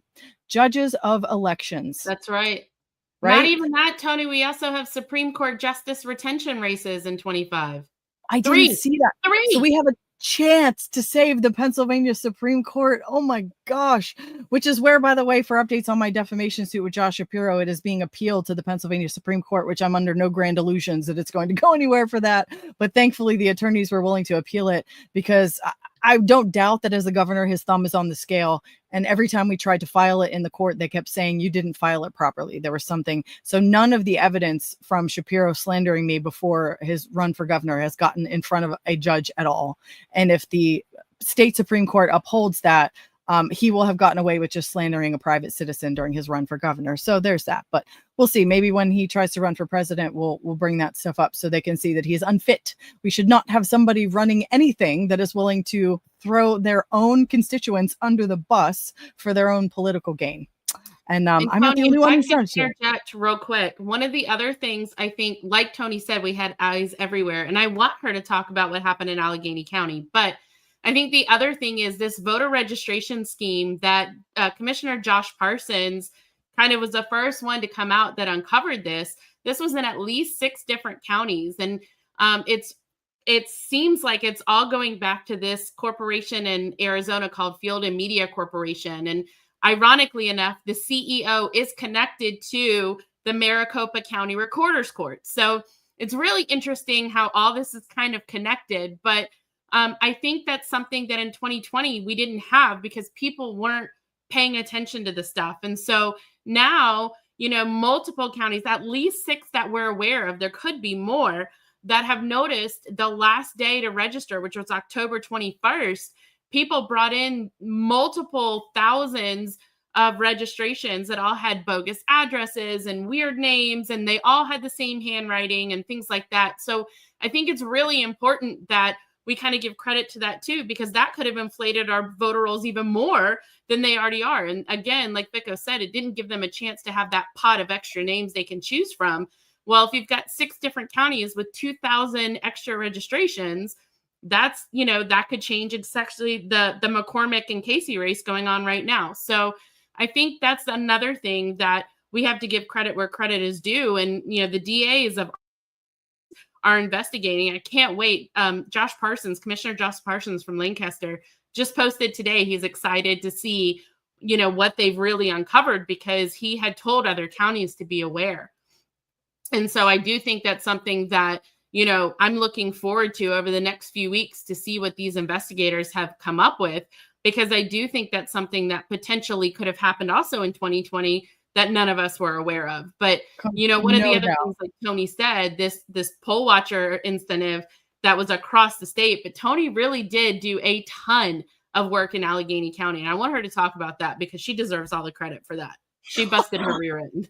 Well, I don't know about you guys. I talked about this in our Twitter spaces yesterday, because of all the stuff that Vico has shared with you guys and we've uncovered, we're very suspicious of this whole early voting, chase mail-in ballots, because we know that what they can do. And so when the Trump campaign kind of switched to that whole messaging, we were all kind of like, oh, no, what do we do? You don't want to call it out and cause all kind of infighting and division. We got to stay on the same side. It was 2 months from the election. And I found myself just throwing my hands up at night praying, like, from an audit the vote perspective, what do I do? What do I do? And I felt on my heart say, go get poll watchers in Allegheny County, because Allegheny County has so many Republican registrations, and it's so big that if they can't steal Allegheny, they can't take the whole state. There's not enough votes statewide for them to take it. So I just laser locked on getting poll watchers there. We ended up with 65 poll watchers in the city of Pittsburgh that did catch shenanigans on election day. I learned a ton about what you can and cannot do at the polling place, even down to, I didn't know this. Did you guys know that as a voter, I can wear a Trump shirt if I'm just a voter going in to cast my ballot? It's the workers and the watchers that aren't allowed to wear the political. I didn't know that. I thought nobody was allowed. So I was dressed like semi-neutral that day because I had to go vote. And I was like, I don't want to get like electioneering violation. So learned a ton, and we were able to triage stuff on the ground and send the poll watchers the statutes when they would message us and say, here's what's going on. They're telling me I can't have a registered voter list. They're telling me I can't look at the machine count. And we were able to send them the statute and say, no, here it is. Show this to the judge of elections. And it mitigated and stopped a lot of stuff. And many of our poll watchers ended up having great relationships with people at the end of the day that were a little sketchy when they went in, because they were helpful. They realized they were there just for oversight. I had them trained and ready to say, listen, you tell the judge of elections that you're there because you want to leave and reassure the public that where you were, there were no shenanigans. We want to reassure people that everything is being done above board. And so when they did that and the days went on, despite we've had some rocky starts to the morning, my phone rang off the hook from about 6 to 7:30. But by the time we got everybody kind of settled in, then it sort of slowed down. And then we didn't start having more issues until the middle of the afternoon when the electioneering voter protection fund started. The folks with the lanyards around their necks that say voter protection, they are Democrats that are, I don't even know if they're credentialed poll watchers or what they are, but they pose as these very official looking folks. And we found one of them in a specific precinct of Allegheny who was yelling in the polling location, everybody here's voting Democrat, right? And that is like huge no. Is electioneering like federal offense? Does anyone, is that, like, I didn't realize how big of a deal that was. That's like really bad. It's bad. So I think it potentially can be. I don't know.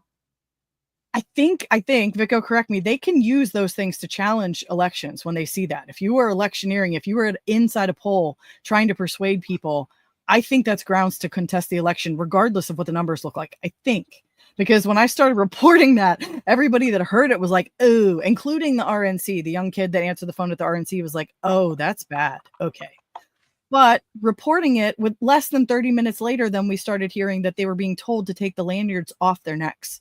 So maybe next cycle we won't see these voter protection, whatever they are. I don't even know if they're legitimate. Are they credentialed poll watchers? Does anyone know? I don't know. I don't think they were. I think that was the problem, that they weren't.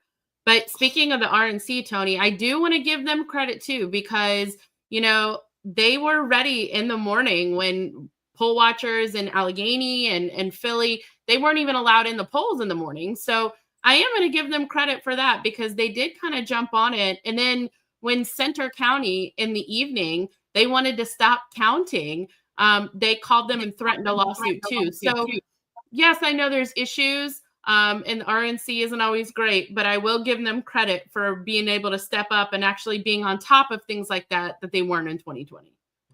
Completely. They really were. And they responded much quicker. But we did have to get on the horn all day. I spent, Karen and I both, all day on the phone, calling the election office, calling the RNC. I ended up submitting a report. Catherine Engelbrecht helped me understand the process of reporting this to the State Department, official complaint for the electioneering issue, making sure that we had crossed every barrier to get it reported, so that after the fact, if we needed to chase something down, at least there was a thread to pull at. Whereas in 2020, since like Karen, I think, mentioned, none of us knew what the heck was going on. And all we saw were people being sent to the polls, told they already voted, and them saying, but I didn't vote, not knowing what to do. Some of them casting provisional ballots, but in some cases being turned away, not realizing that they could have filled out a police report for identity theft. Because if someone, in fact, did request a ballot for them and vote on their behalf, that's exactly what that is. Not only is it voter fraud, you stole somebody's identity. And not knowing that, there was no trace of it and no way to investigate. So all these county commissioners and GOP chairs that were telling us, well, give me some evidence. Yeah, I don't see any evidence. It's because we didn't have something on a silver platter like a police report where we could say, here, go chase this down. And as much as I think in some ways that was them cowarding out, not wanting to take responsibility to look into the things we brought them, we made sure we crossed that T this time around and had all of that stuff documented. I still have a stack this big that I need to go through and make sure that we document all of it. We are very thankful that I beat down enough doors to get a donor. So we're going to be able to pay the poll watchers that requested it. A lot of them volunteered their time, said, no, I don't want paid. Actually, donate this to audit the vote. You guys can have it. You're going to need it for the battle ahead, which we really appreciate. So thank you. Vico, I'm looking at this electioneering. What is this day? You had asked about what the electioneering laws are by state. So I just shared, I don't know, it's not super fancy if we wanted to share it on screen, but it explains the different requirements by state. Basically, all states have some sort of prohibition on electioneering at polling places, but it varies from state to state because it's state law typically that implements it. Cool. So yeah, that's a handy little cheat sheet there.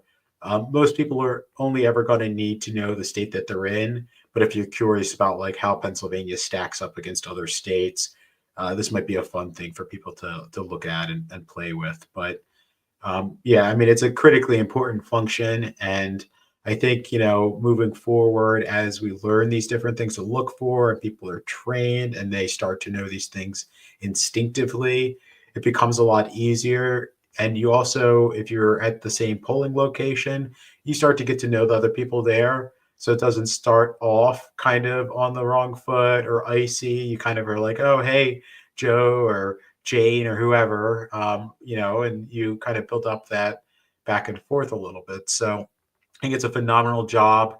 I also think getting them the up-to-date data the day of the election was probably helpful. I guess it was technically the day before the election. But that's another thing that I think there's some room to improve. Just, GOP or RNC or whoever, even the Department of State, being able to give like day of poll books that reflect people that did return a ballot or not. I think that's crucially important. E-poll books are awful. They're very easy to cheat with. Don't do that. Stick with the paper poll books like we have in Pennsylvania. And I think that's going to go a really long way. I do in some counties. So this is good to note. If you're in a county that doesn't have electronic poll books, they're probably being pitched it to the county commissioners by one of the sales reps from these companies. Do not let them get those. Karen single-handedly kept them out of Westmoreland because we pitched a fit. when her commissioner was looking at them, and he got us on the phone with the vendor. This was summer of 2021, and go figure, Westmoreland does not have electronic poll books. I know Allegheny's looking at them, but we can keep them out with our activist efforts on the ground. Sorry, Vic, I'll keep going. Yeah, think of an electronic poll book. When we canvassed, we had instances where somebody said, "Oh, my son didn't vote. He never registered. He's disabled. He's totally dependent." And we contacted the poll. The poll said he doesn't have a signature in the book. And we were able to uncover that someone cast a vote, or assigned a vote, probably is more accurate, in his name. There wasn't anything in the poll book. But the e-poll books are particularly disturbing. Not only does it connect to the internet, so therefore it's vulnerable to any form of cyber attack you can imagine, but the signatures are digital. And so what that means is there's a digital signature on file, and you sign digitally. So if you were a bad guy, if you were a foreign state or a black hat hacker or whoever, you would be able to add the digital signature on file where the fresh signature should be. So it would be a match to what's expected. So it's incredibly easy to manipulate. And let's say you do manipulate, you add the vote to John Doe, and John Doe's parent says, "Oh, he can't get there to vote by himself." And if the bad actor still has access to these systems, he can just go and move that signature to the next person who didn't show up to vote. So it isn't a permanent record at all. As soon as we start to play with these digital systems, because we know that they're capable of not having checks and balances, and we know that any digital system is capable of being exploited, it doesn't create the record that's necessary under our statutes to identify who actually came out to vote. And so there are a dozen other reasons I could go into about why they're really nefarious. I know we were testing them in Montgomery County. We no longer have them. I thought it was because, and I thought this was a statewide thing, I thought it was because we got rid of the no ink registration system. That deal fell apart after 2 years of delays, where they were going to revamp the score system. So I'm not sure if any counties are currently still using the e-poll books or not. I'd be curious if anyone watching, if your county is, just put it in the chat. But they're quite nefarious. Other states have moved to them, and I can't say enough bad things about them. So I'm just going to stop. That's okay. Yeah, stick in the chat if you. I thought that Berks County was still using them. The places that had purchased them, I think Venango was like a little one that had them.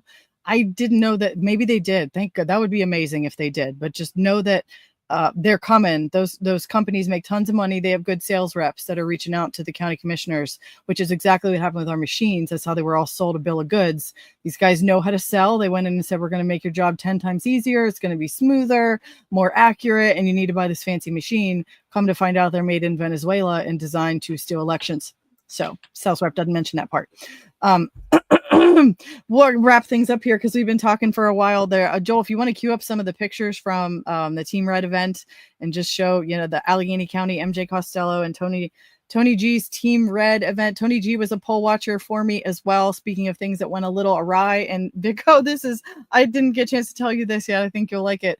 Your records that you gave me to give to the poll watchers to have the registered voter list were more accurate than what the poll workers in Allegheny County had. I don't know when they printed their poll books, but they had to pick them up, I think, several days before you even pulled the records for me. And so Tony G had an instance at his particular poll where he was watching where somebody was not in their book, but they were on his list. And so the workers ended up being like, "Where did you get that? It's more accurate than ours." That's amazing. There he is. Oh, so appropriate. Love that man. I don't care, even though he's incredibly inappropriate. Hopefully no children are watching. Karen, yours are in bed. Either way. Oh my gosh. MJ Costello, she had a barn burner of a celebration. Of course, she is mad, crazy Trumper. She is also, by the way, if you saw the viral video, Vic, I don't know if you know this, the viral video of the liberal lady screaming at a Ring doorbell because there she is, my girl, because she had Trump signs. Heaven forbid she's in a very liberal area of Pennsylvania where she lives that wasn't always as crazy as they are today. And she has the guts to put out her Trump signs. Oh, look at that. Jesus, 2024. And crazy liberal lunatic lady gets on her porch and starts screaming at a Ring doorbell. How could you be voting for him? And we didn't even know that it went viral during the day. And we didn't find out till later that night that it was her house of all places. My husband here, you can't make this up. My husband installed the Ring doorbell for her like 6 months ago. Hey, Tony, so I talked to her and she said she had cheese and crackers on her porch with a apology note the other day. No way. Yeah. Wow. I never act like that. I'm so sorry. She didn't sign it, but apparently like she did say she was sorry. Oh, that's good. Yeah. That is good. Oh, I'm a sucker. My people love her. So my next door neighbor had a Harris Walls sign in there. They're relatively new to the neighborhood. When I say relatively new, I mean like less than 5 years. So we haven't gotten to know them at all, but they put a Harris Walls sign in. And so my husband, being the jerk that he can be about politics, goes and gets a monstrous Trump sign and puts it right in front of their Harris Wall sign. Happens to be in their driveway because we do actually own a piece of their driveway. We have an easement that is ours. And he just thought, just stick it to them. We'll put this giant Trump sign right in front of theirs. And we never saw them or cross paths or even got to exchange eyeballs and see like what their reaction was. But they took their Harris Wall sign down like the next day, like before her concession speech, that sign was down. So I have really felt like I should write them a card and just be like, look, we're neighbors. We love you. If you need anything, it's okay. You voted for the communist. We can still be neighbors. It's all right. By the same token, I was thinking, so help me, she wins and we start starving. You people aren't getting any help. You voted for this. Oh my gosh.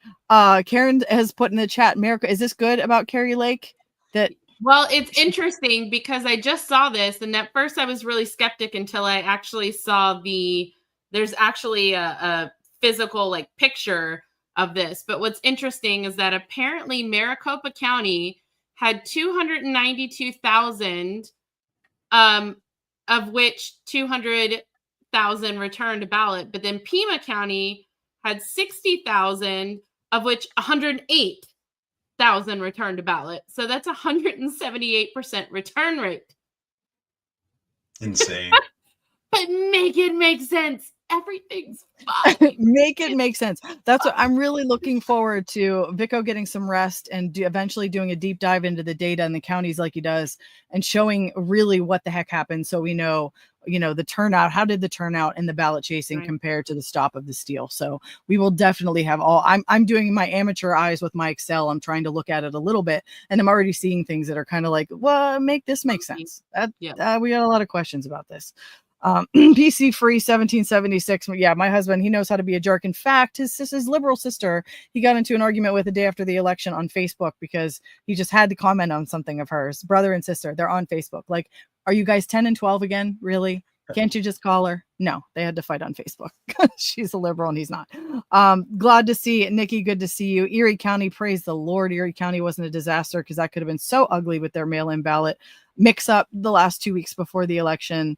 Carl, we still have Harris signs up. I still see Harris signs up too. I'll let you guys share some last minute thoughts. Just funny stories for me. My youngest, who's 7, who briefly popped in here earlier when she was little and she would play games and somebody would lose, she would win. She would go, "You lose." That was like her, little kids are very competitive usually and they scream and cry when they lose. You have to kind of teach kids how to not be sore losers. She's still working on that one. But something we find really cute is now when we're in the car and she sees a Harris Wall sign, she goes, "You lose."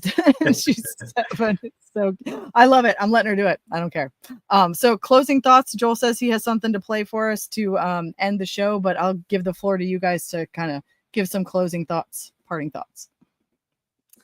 I just think that, yes, we're going to take the win and yes, we're excited, but our work has just started really.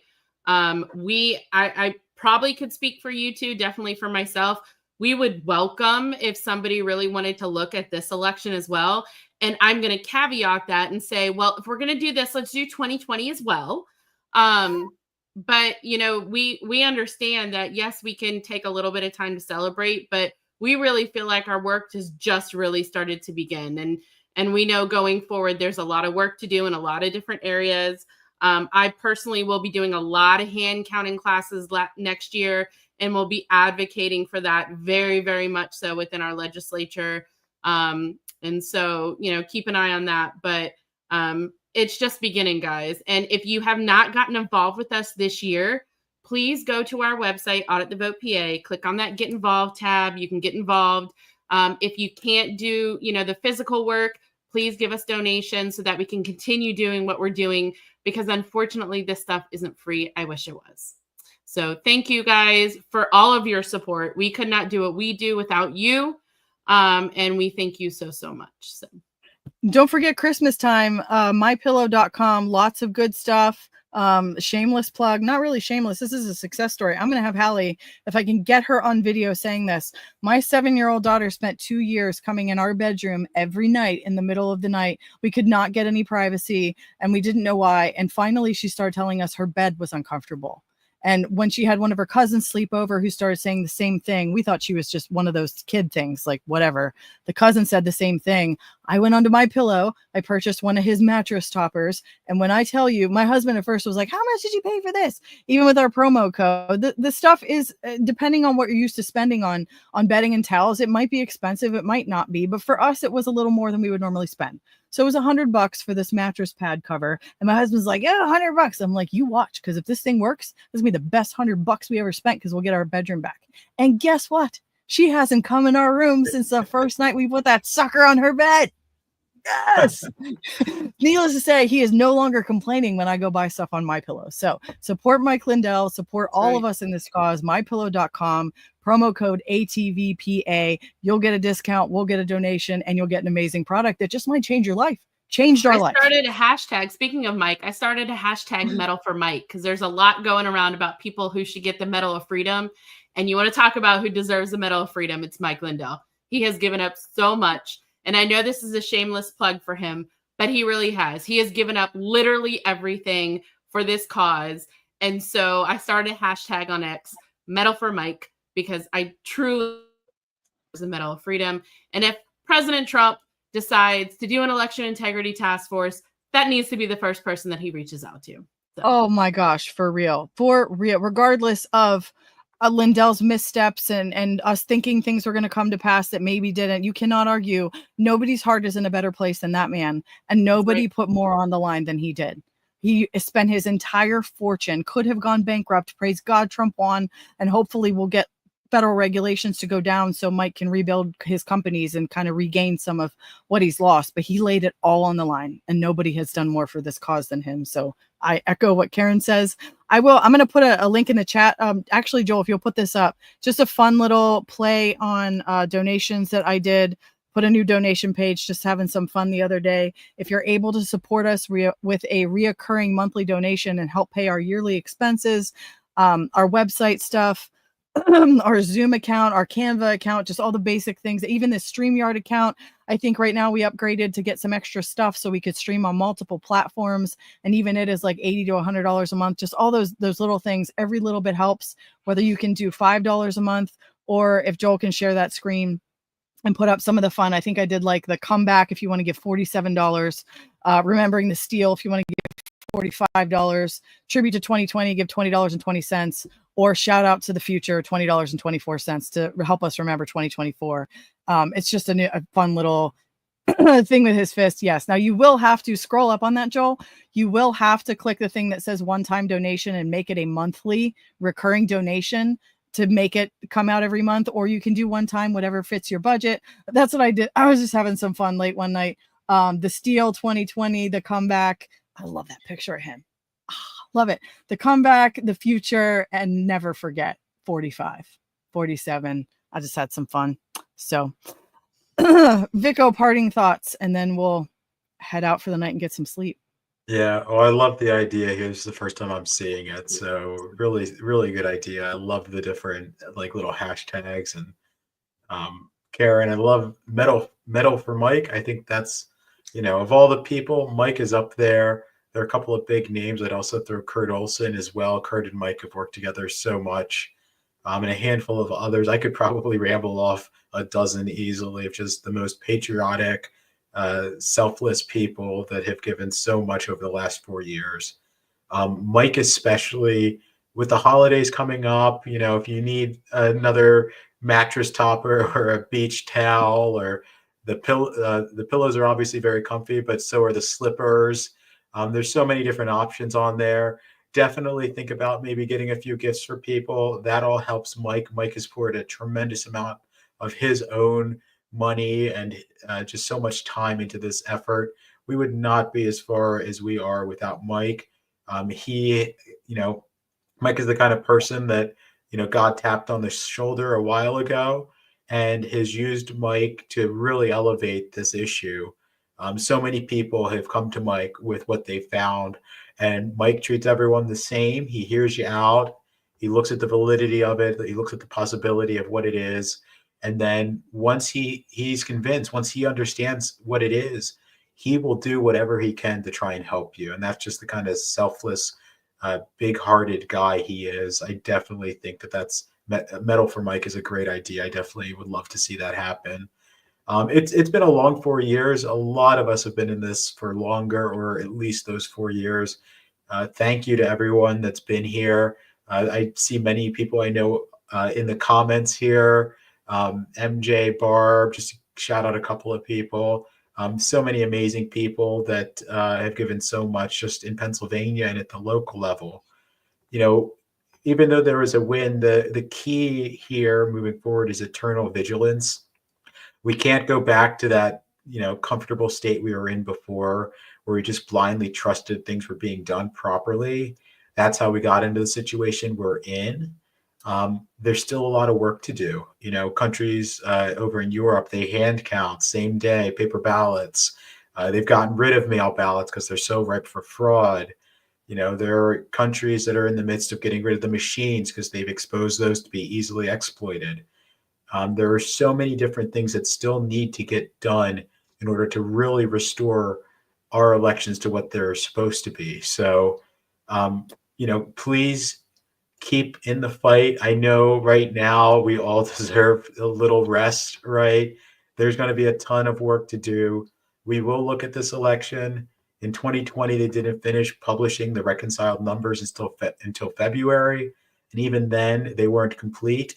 So I don't expect to necessarily have meaningful data immediately. But as soon as we have stuff, we'll want to get that out, especially if there are things that went awry that we caught.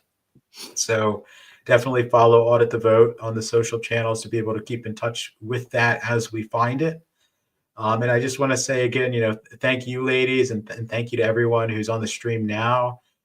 Everything is downstream of election integrity, all these issues that we care about. And so it all starts with our elections, which is why we need to really ensure they're transparent and trustworthy. Awesome. All right, Joel, hit that video so we can all go get some rest and get back at this next week. Regroup, brainstorm, figure out where we're going. Excited with a breath of fresh air.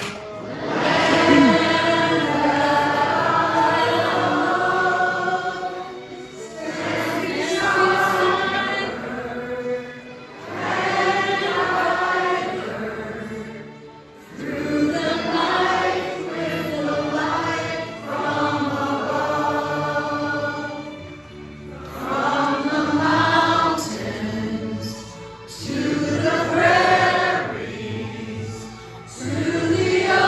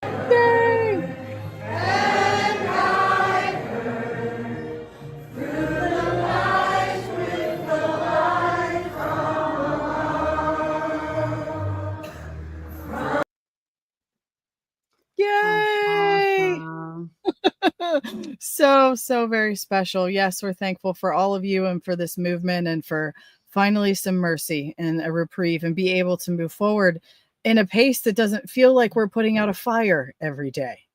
Actually take ground and go on the offense for a little bit instead of feeling like we have to triage. Or I think honestly, Jeff O'Donnell said it best. He was my favorite comment.